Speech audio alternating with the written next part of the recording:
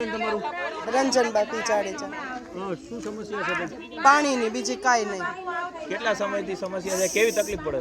ખૂબ જ 17 વર્ષથી અમારે સોસાયટીમાં પાણી આવતું જ નથી અને અમે કોર્પોરેશને બધા બાયું આવ્યા હતા તે છતાં એ લોકોએ અમને હા પાડી અને તે છતાંય પાણી કાંઈ આવતું નથી અને પાણીની લાઈન પણ આવી પણ એ પણ અધૂરી અને અમે એ લોકોને કીધું હતું કે અમે માધાપર ચોકડી જામ કરશું. એ લોકોએ કીધું હતું કે એ પહેલાં પાણી આવી જશે પણ તોય પાણી આવ્યું નથી. અત્યારે કેવી રીતે પાણી અપાય છે? ટેન્કર દ્વારા પણ ટેન્કર 5-7 મિનિટ જ આવે. 5-7 મિનિટમાં કેટલું ભરાય અને કોઈ બુજુર્ગ હોય ગઈઢા હોય તો એ કેવી રીતે ભરે? હવે શું માંગ છે તમારી? બસ પાણીની લાઈન આપો, બીજી કાંઈ નહીં. નહીંતર અમે માધાપર ચોકડી જામ કરશું.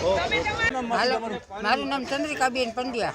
ચંદ્રિકાબેન, શું સમસ્યા ગિરીશ હે પાણીની આજે 20 વર્ષથી અમે રહી છીએ. પાણી આવશે આવશે આવશે કરીને 3 વર્ષથી આ કોર્પોરેશનમાં પડ્યું છે. વેરા ભરી છે છતાંય પાણી નથી આવતું.